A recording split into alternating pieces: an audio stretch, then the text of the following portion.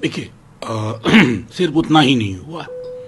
Secularism के लिए जिस तरह की बातें कही गई हैं, ये मेरी किताब है, देश की किताब है। देश की धड़कन, शिक्षा व्यवस्था इससे निर्धारित होनी चाहिए। अब तो प्रियम्बल का उल्लंघन कर रहे हैं। कल भी मैंने कहा और आज मैं दोहरा रहा हूं कि ये जो तर्क दे रहे हैं, पता नहीं कैसे लोगों को बिठा रखा है, जो तर्क दे रहे हैं कि ये पढ़ाने से घृणा, होलोकास्ट ना पढ़ाया जाए, पार्टीशन ना पढ़ाया जाए, युद्ध ना पढ़ाया जाए। मतलब किस तरह के लोग निर्णय ले रहे हैं, किस आधार पर ले रहे हैं? बच्चों को सब जानना चाहिए कि घृणा, नफरत, हिंसा के बावजूद हिंदुस्तान कैसे इवॉल्व किया। मैं समझता हूं ये थोड़ी भी अगर चिंता होती ना देश के भविष्य की, बच्चों के भविष्य की, तो इस तरह की हरकतों से बचती। और मैं तो अलायंस पार्टनर से भी कहूंगा ना, आप चुप क्यों बैठे हुए हो?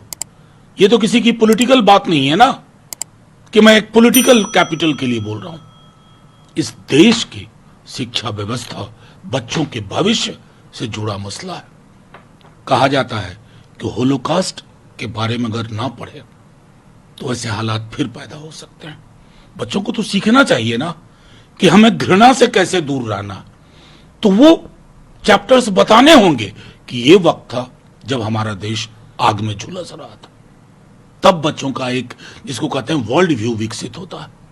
कहां लाके बिठा दिया है कैसे कैसे लोगों को। आप लोग आजकल सरकार के सहयोगी दलों को सलाह देते नजर आते हैं। सवाल उसी से है कि आजकल सरकार के दो किंग मेकर हैं, जेडीयू और टीडीपी। कहा जा रहा है कि दोनों के बीच मतभेद है क्योंकि बीजेपी लोकसभा स्पीकर अपने पास बनाए रखना चाहती है। देखिए, मेरा सीधे तौर पे मानना है, अभी तो नाम ही नहीं आए हैं, नाम आए विशद चर्चा हो। संसदीय लोकतंत्र मजबूत कैसे हो, ये जो पक्ष और विपक्ष को आप शत्रु की तरह प्रेजेंट करने का एक की परिपाटी चली है बीते 10 वर्षों में, उसका खात्मा कैसे होगा? ऐसे व्यक्ति का चयन जिसमें सबका भरोसा हो। 150 सांसद एक साथ निलंबित न कर दिए जाए, ये महत्वपूर्ण पहलू है, क्योंकि मैंडेट भी उसी तरह का है। मैंडेट मिला जुला है, 50-50 का मामला है। तो आपको उसी तरह की प्रणालियां विकसित करनी होंगी। 18वीं लोकसभा के लिए डिप्टी स्पीकर का चयन होना है। उस पर इंडिया ब्लॉक का कहना है कि अगर इंडिया ब्लॉक को डिप्टी स्पीकर दे दिया जाता है तो स्पीकर पर उम्मीदवार इंडिया ब्लॉक नहीं देगा, नहीं तो इंडिया ब्लॉक की तरफ नहीं, इसमें गलत क्या है? मैंने आपको आपके पहले प्रश्न के जवाब में कहा था कि इस बार का मैंडेट ये बिल्कुल स्पष्ट है कि मिलजुल के चलाना है, समन्वय, सामूहिकता में चीजें आगे बढ़े, जिसको कहते हैं कंसेंसस, पॉलिटिक्स ऑफ कंसेंसस। ये एक तरफा मामला नहीं है।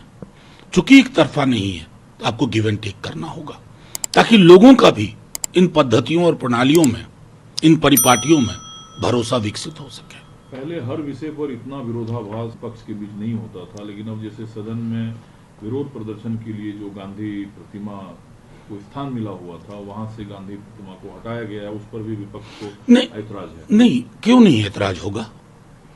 संसद किसी की बपौती होती है क्या कि अचानक आप बैठे नहीं? कोई भी प्रस्ताव है तो क्या उस पर हर पहलू और हर पक्ष से बातचीत ना हो?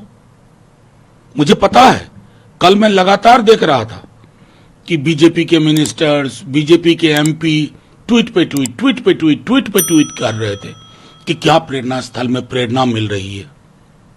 दिक्कत कहां है पता है? कि गांधी जी की प्रतिमा के समक्ष हम विरोध प्रदर्शन करते थे। वो एक सिंबॉलिक साइट नहीं था महज। और आप नोटिस करेंगे जेडीयू और टीडीपी के किसी भी सांसद ने ट्वीट नहीं किया। ये फर्क है, क्योंकि हमारे साथ खड़े हुए हैं ना, चाहे तेलुगु देशम हो, जदयू हो, हम सब साथ मिलकर के कई मसलों पर हमने प्रोटेस्ट किया। एक उस तरह की साइट आपको नागवार क्यों गुजर रही थी, तो ढकोसला लेके आ गया।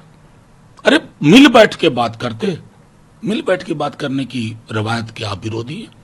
आपने एक बहुत दिलचस्प बात कही कि सरकार चाहे किसी की हो, 50 का है। ये जब मामला 50-50 का आता है तो ये परिणाम तो ईवीएम से ही आया है, लेकिन ईवीएम पर एलन मस्क ने एक बहस छेड़ दिया है और जो इतने बड़े टेक्नोक्रेट दुनिया के माने, उन्होंने शंका जाहिर किया अमेरिकी चुनाव के संदर्भ में उस पर राहुल जी ने ट्वीट किया, अखिलेश जी ने ट्वीट किया। सरकार में मंत्री रहे राजीव चंद्रशेखर ने कहा कि भारत का जो ईवीएम है वो फुल प्रूफ है और वो नेट बैंकिंग। देखिए, मैं तो इसमें नहीं जाना चाहता हूं। ईवीएम पर शंका की पहली किताब बीजेपी के ही जो आज सांसद है उन्होंने लिखी थी, और उसकी प्रस्तावना किसने लिखी थी पता है? लाल कृष्ण आडवाणी जी ने। देखिए, किसी भी मशीन को लेकर के जो आपत्तियां होती है, जो शक है, वो उस मशीन के लिए नहीं है, वो स्वतंत्र और निष्पक्ष चुनाव की जो महत्वपूर्ण अवयव है आर्टिकल 324 के तहत, क्या उनका निराकरण नहीं होना चाहिए? पोस्टल बैलेट को लेकर के बिहार में हमने सफर किया। बिहार विधानसभा का 20 का परिणाम आप देखिए। तो क्या इस तरह की चीजों को, और मेरा तो ये मानना है कि अगर लोगों को एक प्रत्यक्ष स्पर्श की अनुभूति चाहिए कि मैंने यहां वोट दिया, यही गया, no VVPAT nothing, ballot paper पर जाने में क्या हर्ज है? कहेंगे टाइम लगता है। अरे आप कितनी गिनने की मशीन आ गई है, एक बार आप बैलेट पेपर डालोगे, ईवीएम से मात्र 2-4 मिनट ज्यादा लगेगा, आपके पास नतीजे आएंगे। तो ये हठधर्मिता भी नहीं होनी चाहिए, ये मेरा मानना है। लेकिन सर, जब आप कहते हैं 50 सरकार में आ सकते हैं, सवाल ये है कि जो राहुल गांधी ने ट्वीट में कहा कि संस्थाओं में जवाबदेही की जो कमी होती है वो लोकतंत्र के लिए दिखावा है, तो सवाल ईवीएम का है या चुनाव आयोग पे है, या ईवीएम? मैं आपको देखिए, चुनाव आयोग, चुनाव आयोग से तो कई शिकायतें हैं। मैं अपना ईमेल चेक करवा दूं आपको, 70-80 कंप्लेन किया था। प्रधानमंत्री जी की वो तस्वीर जिसमें मर्यादा पुरुषोत्तम को छोटा दिखाते हुए बताया गया, क्या किया इलेक्शन कमीशन ने, मेरा कंप्लेन है वहां। कर्नाटका बीजेपी ने किया, फिर बिहार बीजेपी ने किया ट्वीट, आप कुछ नहीं बोले। भैंस मंगलसूत्र मुजरा हो रहा था, कुछ नहीं बोले। तो कहां का चुनाव आयोग? चुनाव आयोग का तो यह भी काम है ना, लेवल प्लेइंग फील्ड बना के रखना। आपने लेवल प्लेइंग फील्ड ही खत्म कर दी, ये शिकायत। तो हटा देंगे अभी ईवीएम को सरकार में? नहीं, मैं चुनाव आयोग को हम ऐसा बनाएंगे ना, ऐसी संकल्पना हो कि वो निष्पक्ष हो, निष्पक्ष दिखे। आज निष्पक्ष होना और दिखना बंद हो गया। उधर महाराष्ट्र के मुख्यमंत्री ने कहा कि राहुल गांधी रायबरेली या अमेठी जीते, अगर इतना शक है तो वो इस्तीफा दे दें। नहीं, ये तो बहुत ही बचकानी बात है। इस पर मैं टिप्पणी क्या दूं, बहुत बचकानी बात है। तो जरा वो पूछ लेना कि नरसिम्हा जी को क्यों दिक्कत थी, तभी आडवाणी जी को क्यों भूमिका लिखनी पड़ी थी, उनसे कह लो कि डिलीट बटन दबाइए, माफी मांगिए, क्यों इस किताब की प्रस्तावना लिखी थी। मतलब बचकानी चीजें हैं, ऐसे बच्चों जैसी बात नहीं होनी चाहिए। चुनाव के बाद बंगाल हिंसा फिर चर्चा में, विधानसभा हो लोकसभा हो, वो बंगाल जो भूमि सुधार आंदोलन, सती प्रथा खात्मा, स्वतंत्रता आंदोलन से जुड़ने वाली भूमि रही है, वहां इस तरह के हिंसा के पीछे है कौन हर चुनाव? देखिए, मेरा मानना है कि हिंसा की तो कहीं कोई जगह नहीं होनी चाहिए, चाहे बंगाल हो या मध्य प्रदेश हो, उत्तर प्रदेश हो। लेकिन मैं बंगाल के संदर्भ में एक चीज बार बार देख रहा हूं, बंगाल में जितना होता नहीं उतना दिखाया जाता है, और वहां के गवर्नर साहब भी मैदान में कूद जाते हैं। वो कस्टोडियन ऑफ कॉन्स्टिट्यूशन नहीं दिखते हैं, कस्टोडियन ऑफ पॉलिटिकल इंटरेस्ट दिखते हैं। ये हमारे लिए चिंता का विषय है। आप कश्मीर के बारे में भी बार बार बात करते हैं लिया और आतंकवाद के खिलाफ कड़ा रुख अपनाने का संदेश दिया, लेकिन जो ये रुख है ये गाहे बगाहे अलग स्वरूप में सामने नहीं, ये रुख बोलने से नहीं होता है ना, सीने पर हाथ डाल करके जोर जोर से चिल्लाने से नहीं होता है ना। मैं तो 10 बरस का हिसाब कहता हूं, खुद देख ले।